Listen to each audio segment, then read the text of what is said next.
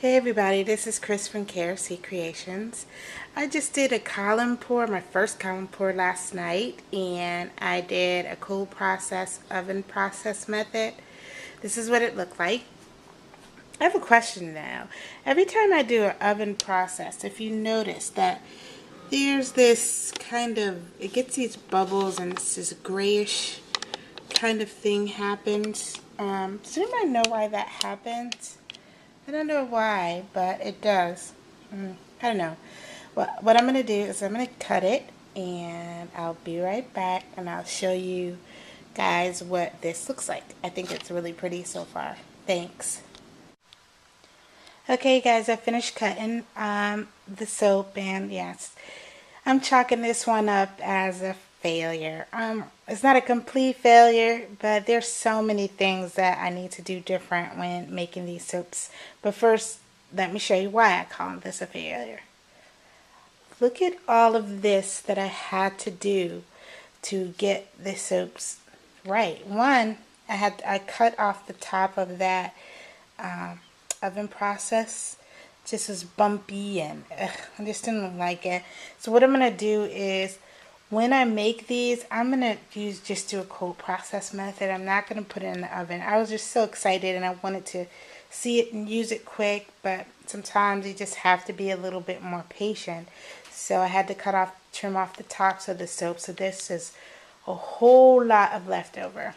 They're not even thick enough to use as samples. So I might just, I don't know, mill this and turn this into something else for the house. I don't know. So that's one reason. The other reason that I call this a failure is because when I initially poured this, even before when I initially made the batter for this, even before I put any fragrance, color, or anything, and I didn't stick blend a lot because I knew I needed to have it very thin to pour it. So I got it to a very light trace. But I think my recipe, it just gets thick for whatever reason without anything in it. So I need to figure out a different recipe, and I think it's my oils that I use so that it doesn't get that thick. And if any one of you out there want to just share a basic recipe for me that I can kind of tweak, or just a starting point, because all of my recipes, they have pretty much the same oils. I just change it a little. So again, I would really appreciate if you would share a recipe. I would not ever use the same recipe. I would just tweak it a little just so that I could figure out how to get a thinner pour. So that was one of the reasons why I called it a failure. But other than that, these came out really pretty. Let me show you. Here's one of them. And here's the side. Of course, the bottom, and I think is like that. Of course, the bottom, what I'm going to do next time when I make these, I'm going to make them, I made them exactly the width that they were supposed to be. Next time I'm going to make it double so that I can cut them in half and you can really see the inside of what went on with the swirl. But these are really, look at that. That's really, really pretty. They're nice size, a nice personal size bar of soap.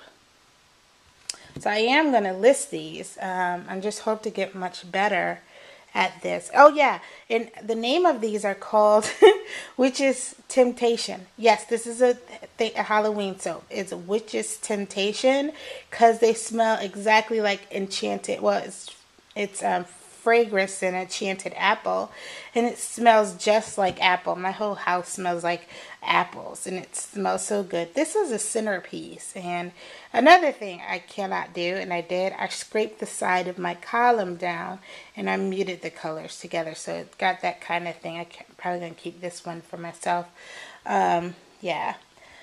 So that's another lesson I learned, but I wouldn't have learned it if I didn't do this process. Yeah, I also want to show you guys something.